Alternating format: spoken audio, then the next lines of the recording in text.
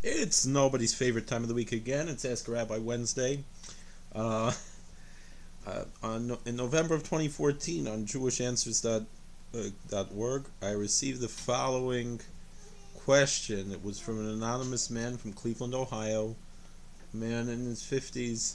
He identifies as a conservative Jew, and his question was, why are the Haftaros for the Ashkenazim and the Sephardim sometimes different?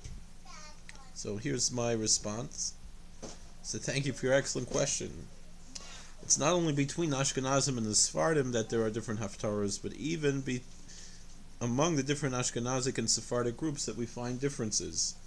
For example, the German communities of Frankfurt am Main and the Chabad Hasidic community have different Haftaros than other Ashkenazim, sometimes following the Sephardic tradition, sometimes having a totally different Haftarah than either most Ashkenazim or most Sephardim.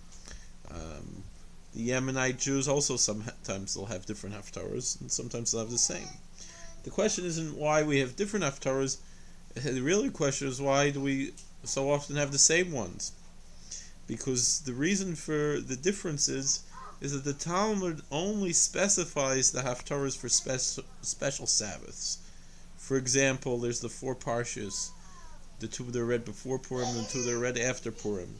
And the holidays and other special occasions, even certain times there's special occasions that we don't follow. For example, the Sheva Brachas and things that were at one time the custom and no longer are. But the regular weekly Haftarah is not specified anywhere in the Talmud.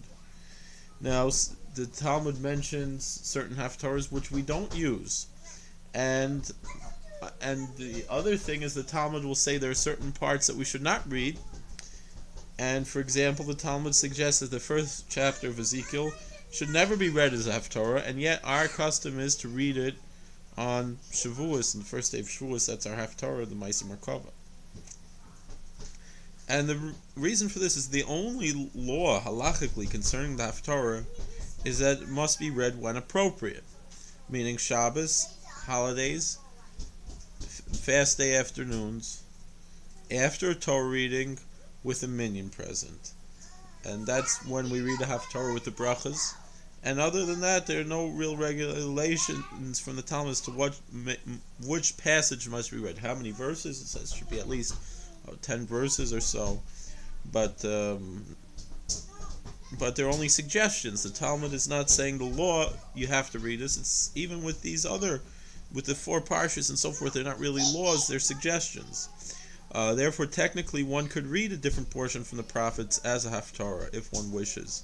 It has to come from the prophets. It can't come from the writings. I've heard some Reform temples will say the brachas for the Haftarah on a portion from the Ksuva, from the writings. That is not allowed.